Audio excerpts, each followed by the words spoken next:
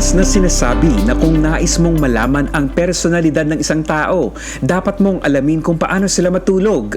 Lahat tayo ay may paboritong posisyon sa pagtulog. Ngunit ang hindi natin alam na maaari nitong ihayag ang maraming bagay tungkol sa ating inner self at maging sa ating kalusugan. Sa katunayan, natagpuan ng mga researcher ang kaugnayan sa pagitan ng posisyon sa pagtulog at personalidad ng isang tao. So, are you excited to know them? Watch this video and pick a position which you think you sleep in most of the time to learn something new about yourself. Pero bago tayo magsimula, huwag kalimutang i-like ang aming video, mag-subscribe sa aming channel at i-turn on ang notification bell. Now you won't miss any of our new videos. Position number 1, the fetal. Ito ay isa sa pinakapopular na sleeping position sa buong mundo. Halos 41% ng mga tao, na karamihan ay mga babae, ay may posibilidad na matulog sa ganitong paraan. Kung ikaw ay natutulog in a fetal position, madalas mong maramdaman ang pangangailangan ng proteksyon, to be understood and sympathy. By curling up in this way, literal mong sinisikap na ihiwalay ang iyong sarili mula sa mga problemang kinakaharap sa araw-araw. Although you seem tough, you are a very sensitive person. Ang perfect outlet para sa iyong talents and potential ay mag-paint, mag-aral sumayaw, at magsulat ng blog. Position number 2, side sleeper. Ayon sa mga scientist, ito ay isa sa healthiest position upang makatulog ng maayos sa gabi. At kung hindi ka makatulog ng hindi nakausli ang iyong mga tuhod habang nakahiga ng nakatagilid, then you are a calm and reliable person. Hindi ka madaling masaktan at hindi ka natatakot sa future. Madali kang maka-adjust sa anumang pagbabago na maaaring mangyari sa iyong buhay. Seems that you are the optimistic one. Position number 3, on your back. Kung natutulog ka ng nakatihaya, malamang na ikaw ay positive person who loves life and a good company. Gusto mo rin maging sentro ng atensyon. You work stubbornly and persistently, but in a rational way and prefer to always tell the truth. Ang mga taong natutulog sa posisyon na ito ay madalas na may napakalakas na personality. Position number 4, stomach sleeper. Kung natutulog ka ng nakadapa with your arms and legs sticking out, maaari mong tawagin ang iyong sarili na leader. As an impulsive person, you take the initiative and make sure there is order in both your personal and professional lives. Mas gusto mong planuhin ang lahat ng maaga at hindi ka mahilig sa surprises. Your ability to persevere in your sense of responsibility helps you to achieve great success. Position number 5, with one knee up.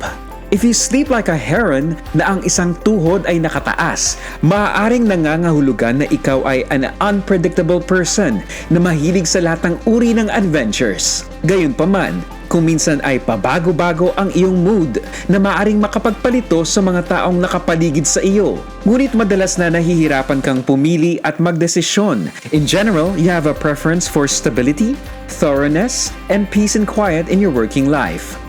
Position number 6, the soldier. If you sleep like a soldier at attention, na nakahiga ng nakatihaya na ang mga kamay ay nasa iyong tagiliran, marahil ikaw ay a well-adjusted person. Alam mo ang iyong mga hangarin sa buhay at nagsisikap kang mag-isa na makamit ang mga ito. You can be strict, pedantic, and demanding but mostly to yourself above all. Magaling ka ring listener, dahilan kung bakit napakarami mong kaibigan. Position number 7, the stargazer. Ang stargazer position ay nakahiga ng patihaya na ang kanilang mga kamay ay nakarap sa kanilang ulo. Ang mga taong natutulog sa ganitong posisyon ay mas madalas na inuuna ang kanyang mga kaibigan at gagawin niya ang lahat upang sila ay matulungan. People who sleep in this position tend to have a positive, happy-go-lucky outlook on life. Position number 8, the pillow hugger. Ang mga taong ito ay madalas na natutulog ng may kayakap na unan at kadalasan ay nakayakap pati mga paa. Pillow huggers like to get cozy and be cuddled. They cherish relationships over everything else, whether it be family, friends, or a significant other. Position number 9, the thinker. Ito ay isa pang uri ng sleeping position na katulad ng fetal position. Sila ay natutulog na ang isang kamay ay marahan na nakapatong sa kanilang baba na para bang may iniisip na isang bagay. Ang madalas na matulog sa posisyon na ito ay mas emosyonal kaysa sa iba, with both positive and negative emotions running high. And if you sleep in different positions rather than one, that's a sign that you have a multifaceted personality. Nangangahulugan ito na mayroon kang ilang hidden depth na kahit ikaw mismo ay hindi ito ganap na nauunawaan. Well, it was true for me. How about you? It's bonus time! Ano ang tamang paraan ng pagtulog? Walang one size fit all pagdating sa posisyon ng pagtulog sapagkat ang bawat isa ay unique sa kanilang mga pangangailangan sa oras ng pagtulog. Kung mayroon kang sleep apnea, mas mabuti na matulog ng nakatagilid. Kung ang concern mo naman ay tungkol sa premature aging, ang pagtulog ng nakatihaya or on your back may be the best bet. Alin ang best direction sa pagtulog? Ang pagtulog on your left side ay nagpapagaan ng pressure mula sa iyong atay or liver at pinapayagan ang dugo na mas malayang dumaloy, making it a better option than others.